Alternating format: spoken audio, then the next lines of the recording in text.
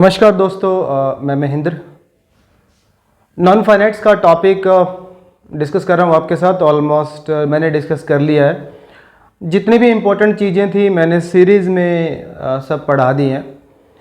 मुझे नहीं लगता कि इसके बाद कुछ वैसे तो लंबा चौड़ा टॉपिक है ये, लेकिन जितना कि एग्ज़ाम में आता है उतना मैंने आपको पढ़ा दिया। आज लास्ट लेक्चर रहेगा, उसके बाद कभी ज़रूरत पड़ी, कुछ क्वेश्चन मुझे मिला कुछ एग्ज़ाम में, तो फिर मैं पढ़ा दूँगा। तो जो बच्चे पहली बार इस लेक्चर को देख रहे हैं तो उनसे मेरी रिक्वेस्ट है वो पूरा प्लेलिस्ट में जाके पूरे सीरीज़ में पहले लेक्चर से लेके लास्ट तक 22-23 लेक्चर बनाए हैं टोटल, और काफ़ी कुछ इसको काफ़ी हद तक कंप्लीट कर दिया मैंने।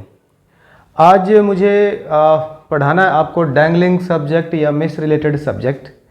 ये ऐसा टॉपिक है जो एग्ज़ाम में आता है और बहुत बार एग्ज़ाम में आता है। मैंने अक्सर देखा है इसको एग्ज़ाम में, एसएससी में, एचएसएससी में बहुत बार आता है। मिस रिलेटेड सब्जेक्ट और डैंगलिंग सब्जेक्ट मतलब होता क्या है।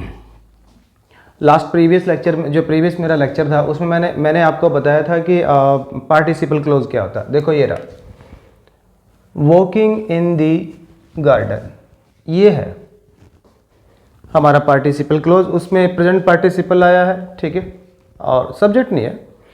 ये है हमारा पार्टिसिपल क्लोज। अब पार्टिसिपल क्लोज जब आता है ना, आपको एक ध्यान रखना, पार्टिसिपल क्लोज हम उस नाउन या प्रोनाउन के नज़दीक प्लेस करते हैं जिसको वो डिस्क्राइब करता है। ध्यान रखना इस बात का। यही है डैंगलिंग सब्जेक्ट का कंसेप्ट जो मैं समझाने जा रहा हूँ कि पार्टिसिपल जो क्लोज है उसको हमें, जो उसकी जो प्लेसमेंट है, जो पोजीशन है, वो हमें उस नाउन और प्रोनाउन के बिल्कुल नज़दीक रखना है जिसको वो डिस्क्राइब कर रहा है। अगर आप ध्यान से देखोगे, walking in the garden a snake bit me, अब सीधी सीधी बात है, दो नाउन आए हैं, एक तो स्नेक आया, एक ये प्रोनाउन आया मैं। अब पहली बात तो वर्ब के नेचर को देखोगे, स्नेक तो वॉकिंग करता ही नहीं, और स्नेक थोड़ा वॉकिंग कर रहा था। स्नेक तो वैसे भी रेंगता है, वॉकिंग थोड़ा करता है। वॉकिंग तो एक्चुअली मैं कर रहा था। अब उल्टा हो गया। अब ये जो पार्टिसिपल क्लोज आया है इसको हमने किसके नज़दीक रख दिया? स्नेक के नज़दीक रख दिया। अब ये गलत हो गया, अभी ठीक नहीं है, ठीक है ना? क्योंकि कहानी क्या है, वॉकिंग तो मैं कर रहा था, मैं वॉकिंग कर रहा था, स्नेक ने मेरे को काटा। एक्चुअली बात ही है। तो इसको ठीक करने के हमारे पास जो तरीके मैं बता देता हूँ। हम एक काम कर सकते हैं, ये जो मी प्रोनाउन है इसको मैं यहाँ ला सकता हूँ, इस क्लोज के नज़दीक ला सकता हूँ, पार्टिसिपल क्लोज के नज़दीक। कैसे? इसको हम पैसिव बना लेते हैं। ऐसे लिख सकते हैं, आई was bitten by a snake। अब जैसे मैंने इसको पैसिव बना, ये एक्टिव सेंटेंस लिखा, ये हमारा सब्जेक्ट है, ये पास्ट फॉर्म है और वो ऑब्जेक्ट है, ठीक है। इसका मैंने पैसिव बना लिया, पास्ट डेफिनेट टेंस है। आई स्नेक बिट मी का कर दिया, I was bitten by a snake. अब इससे क्या हो गया, ये जो पार्टिसिपल क्लोज आया है ये उस सब्जेक्ट के नज़दीक आ गया जिसको ये डिस्क्राइब कर रहा है। अब ये ठीक हो गया,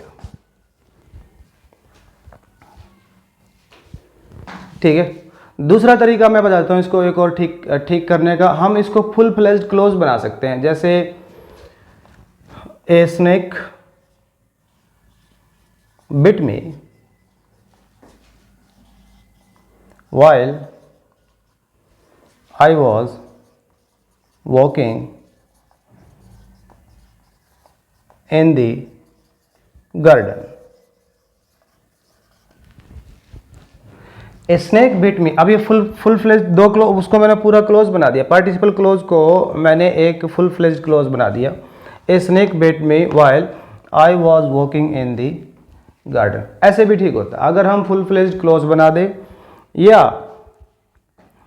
या जिसको पार्टिसिपल क्लोज डिस्क्राइब कर रहा है उसको हम नज़दीक ले जाए। भले हमें एक्टिव सेंटेंस बनाना पड़े, भले पैसिव सेंटेंस बनाना पड़े, लेकिन प्लेसमेंट नज़दीक होनी चाहिए।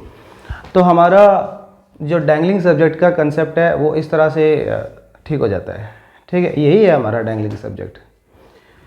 अच्छा, एक सेंटेंस और लिख रहा हूँ। जैसे एक मैंने लिखा, being senior I advise you to work hard.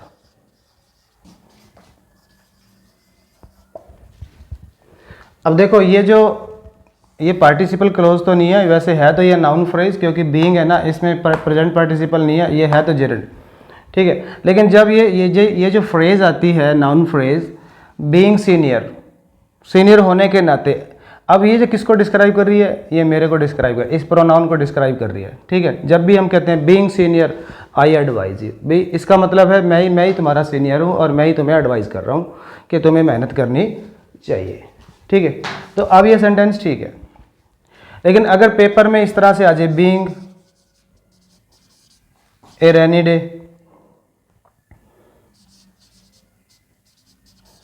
Being a rainy day I did not go out. अब देखो यहाँ पे मैंने लिखा बीइंग सीनियर, यहाँ पे लिख दिया बीइंग ए रेनी डे, उसके बाद फिर मैंने लिखा आई प्रोनाउन। तो अब ये जो फ्रेज आई है ना, ये फ्रेज अब आई को ही डिस्क्राइब कर रही है फिर से, लेकिन अपने को पता सीनियर तो मैं हो सकता हूँ, लेकिन रेनी डे में थोड़ा हो सकता हूँ। अब इसका मतलब पता है क्या, मैं ही रेनी डे हूँ और मैं ही बाहर नहीं गया, ऐसा थोड़ा। अब रेनी डे तो अलग चीज़ है, सीनियर देखो मैं ही सीनियर था और मैंने ही एडवाइस करा, तो सेंटेंस फिर तो ये ठीक है, यही तो है डैंगलिंग सब्जेक्ट। तो अपने को पता है कि रेनी डे अलग है और मैं अलग हूँ। यहाँ पे ऊपर वाले सेंटेंस में कहानी क्या थी, मैं ही सीनियर था, मैं ही एडवाइस कर रहा था, फिर तो ठीक था। लेकिन अब यहाँ पे इस तरह से आ गया, being a rainy day I did not go out, तो अब ये गलत है, यही तो डैंगलिंग सब्जेक्ट है। अब हमें इसका सब्जेक्ट लिखना है। एक्चुअली रेनी डे को इंट्रोड्यूस करने के लिए हम एक प्रीपरेटरी सब्जेक्ट लगा सकते हैं, इट जो है वो वेदर को डिस्क्राइब करने के लिए, डेज को डिस्क्राइब करने के लिए यूज़ होता है। तो आपको ऐसे लिखना पड़ेगा, it being a rainy day I did not go out, ठीक है, इस तरह से। तो अगर ये छोटी सी चीज़ आप समझ गए हो तो एक सेंटेंस आपके लिए दे रहा हूँ मैं, और उसको ठीक करना। अगर ये आप समझ गए हो डैंगलिंग सब्जेक्ट होता क्या है और इसको ठीक करने के तरीके क्या क्या हैं। स्विमिंग इन द पॉन्ड,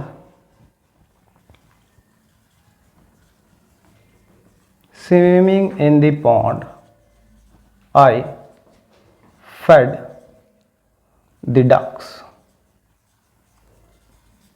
ये सेंटेंस लिखा, अब ये बताना कि ये ठीक है या गलत है। ये रहा हमारा पार्टिसिपल क्लोज।